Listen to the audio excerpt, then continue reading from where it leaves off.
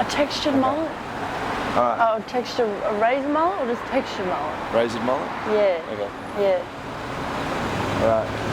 Hey guys, today we brought the captain's chair up to Barebones Barbershop. We've got Sammy in the house and she's going to show us a textured mullet. I can't smack you on the bum right now. Alright. The idea is Hey man. Yes. Yes I am. Sammy's the mullet queen, and today she's got a mullet in the chair, and she's going to show us how she does a textured razor mullet, which I'm actually really looking forward to. Let's get weird. Totally. I get stoked on it. So. We are doing a skin fade textured feather razor mullet, keeping all the length, making it messy, spiky, and filthy. Beautiful. Beautiful. Let's do it. Am I allowed to swear? We're going to do a high skin, a little bit like angled from behind the ear up to the temple. Beautiful. So you start with a one? Mm-hmm. And flick it out a little with a one opened.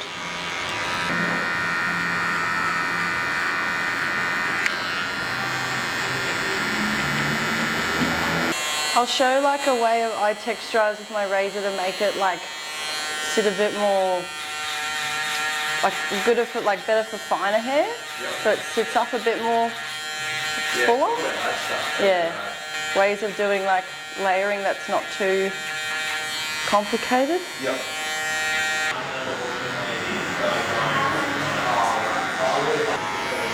I did hairdressing first. I quit the day I qualified and I went and became a barber down the road. Yeah. Now a client told me the other day I was the second best in the shop. I was like, that's really nice to hear. Thanks, man. Who did you say the first was? Denny.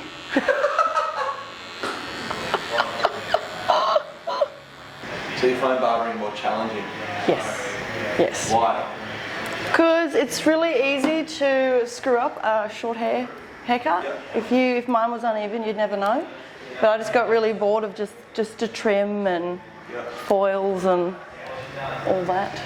I was an apprentice and I was washing some lady's hair, and there was another lady in the shop who she was talking about how she was having an affair with another, like a married man, and she's talking about it for about half an hour at the top of her lungs. We can all hear it.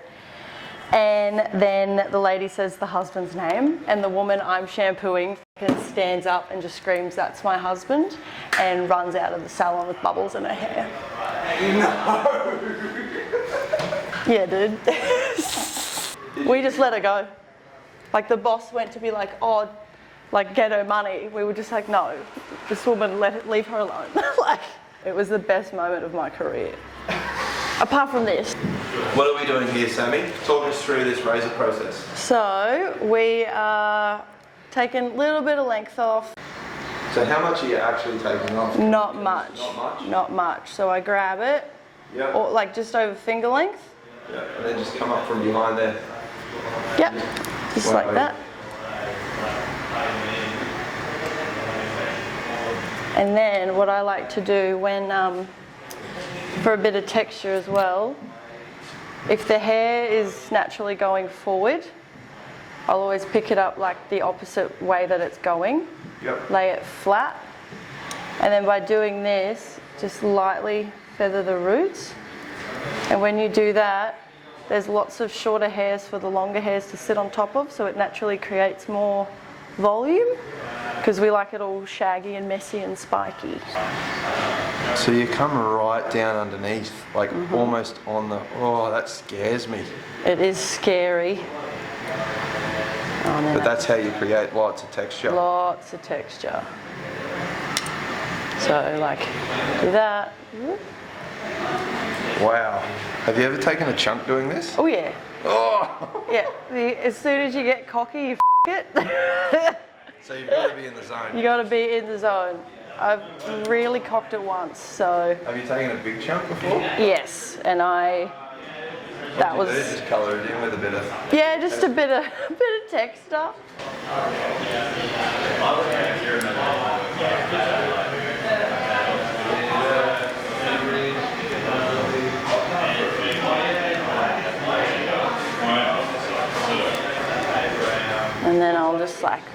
cross-check a little.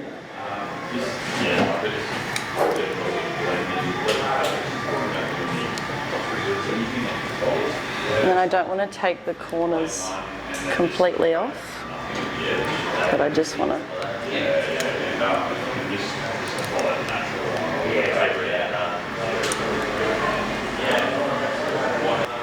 And then I'm going to do like the layering at the back. All right. So we'll make our guideline for the layers at the back. Do the crown last, but again, pick it up. We're going to take that much.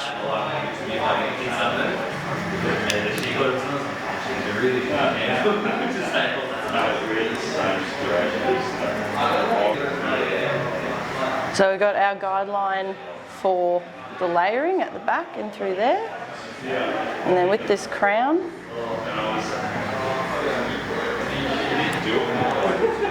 leave it a little bit longer. And then I'll finish cutting the crown once it's dry so I can see how much it springs back up. So there's the guideline there, and then we just want to pull that finger, those fingers there out so those bottom hairs fall.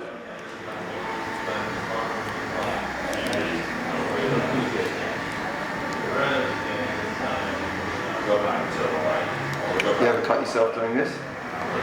Yeah. It turns out you can cut yourself with a feather razor, and it's brutal. You've just got to be so like, I don't know, like a little fairy. Oh, that scares me. Alright, so then, oh wow, okay. It works. But something feels so wrong about it. Yeah. Hey? It's my philosophy with barbering. Feels weird and it looks gross. It's probably looking really cool.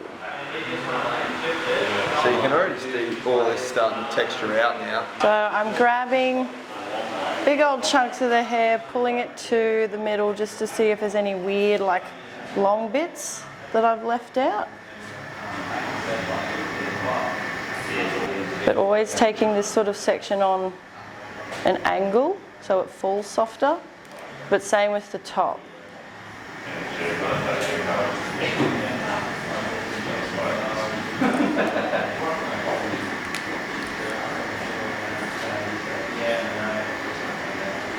I've never seen people texturise like this, Sammy.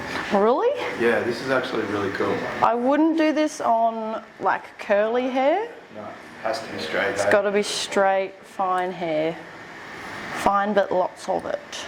Lots of volume. Yeah. Those longer hairs are sitting on those little short hairs, and because really Ben's got springy hair, yeah, it just, and you really notice it when you blow dry the tonic, for example. It's really good at bringing out the texture from the feather razor. So it's a real visual thing. It's it's a kind of like a cut and look experiment as you're going. Hey, it's and just not really, picking it up and it's feeling organised chaos. Exactly. Blend it in a little bit, dry the hair, and then I will finish the cut when it's dry. Ben likes the fade on the sides, nice and high and heavy. I feel like in this scenario, when you're doing a textured mullet, a heavy fade works. Yeah. It accentuates the and it gives shape that, of the mohawk or the mullet. Yeah, and it kind of comes down here, follows the shape of Ben's head. It enhances the top and the back. Yes. Yeah.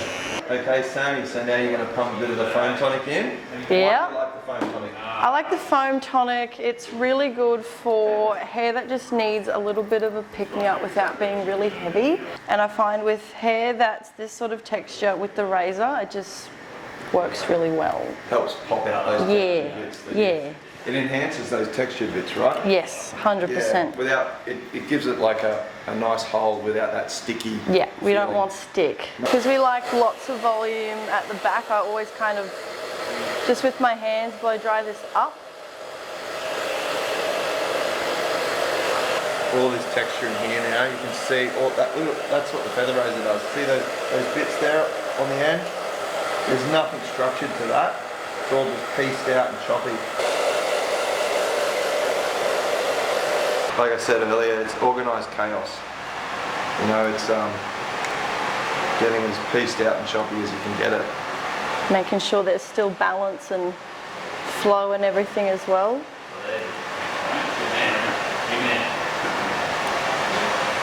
Now how do we bring that texture out? What product do you use? So we blow dried in the salt tonic and then we're going to use the powder. So I will go through sections, try and get it at that scalp a bit more as well. Get it in underneath. And then I can feel where I've kind of missed. And then with at the back here.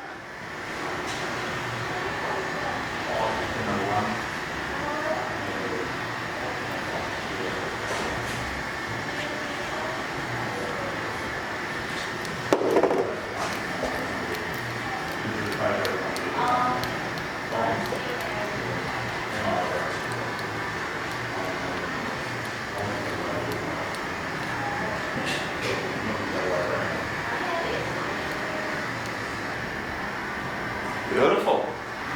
Yeah, so now you can really see these textured pieces, these longer pieces. I like how you've left it kind of a bit fuller here, so it gives it that like real shape. Yep. Somehow keeps it square. Yeah, it enhances the back, right? Yeah, look at all that texture. There's some serious texture in there. So good, Sammy. Thank you, King.